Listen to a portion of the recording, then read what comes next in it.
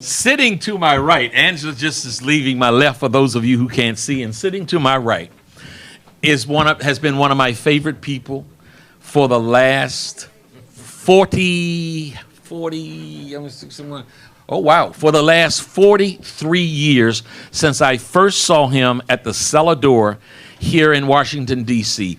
And at that time, he was talking about activities of the federal government and individuals who happened to be in the federal government that he thought were corrupt. And my naive little country boy self at the time was like, what is this fool talking about? And he said things that were borne out later on during the Nixon administration with the fiasco of Watergate. From that time, I've had mad respect for a gentleman extraordinaire, one of the most peaceful and committed human beings on the face of the planet. His name is Richard Claxton Gregory, and he is the father. He's a husband and the father of 10 or 11 children.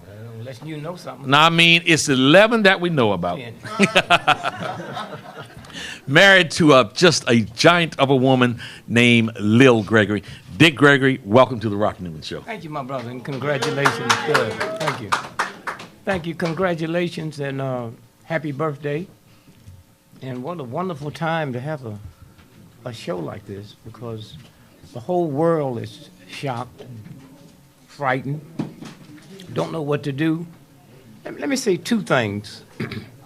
We thank and praise God that we've all made it here safely today, and I pray to God that your return and my return will be equally as safe. But I think there's things that happen that they won't tell you about or interpret it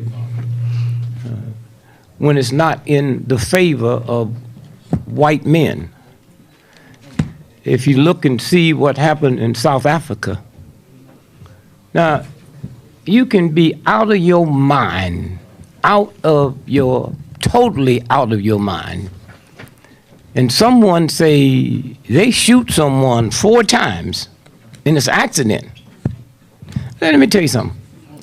If I fell down the steps and on the way down accidentally punched my wife in the face 4 times, fractured her skull, fractured her jaw, I'm going to jail. Ain't no way in the world I'm gonna tell somebody that was an accident. And I think women should be upset all over the world. You had this little young girl in Pakistan. She's out demonstrating for the right for women to go to school, and they shot her in the head. And y'all gonna see, what we doing is the same thing America and white folks did during the civil rights movement. They wasn't part of the filth, but they didn't do nothing to stop it. And I think when women, if you don't get outraged over that, then you in trouble. You got pimps walking down the street with little 5-year-old children for sale and all of that, and y'all sit back. Let me tell you, Hitler and the Nazis, the Romans thought they could get by with it, and they didn't. And so when you stop and think about what's going on today, and I'll make a copy and get this for you. No paper in America ran this. This was in the London Guardian, about the Pope might go to jail this weekend.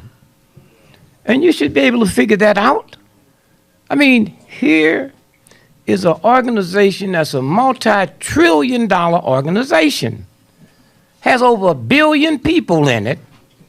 And that's like Rock coming in here after having a successful show for a year and tell the folks that put this network together, I got a problem and I'm going to be quitting in 2 weeks. That's impossible.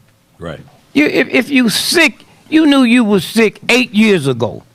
So you saying, I'm going to give you 2 weeks to find somebody to run this multi-trillion-dollar operation with over 1 billion people.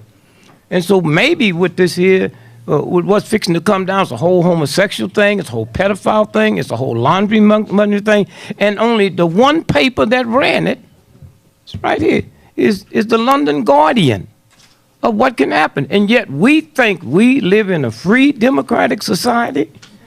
So when you stop and think about I've had this here. I meant to give it to you when I said, this is the document that the butler released, okay, in the Vatican. The butler goes to jail for telling the truth. He gets out in May. The Pope come and visit him in Christmas, forgave him. He's right back in the Vatican now. But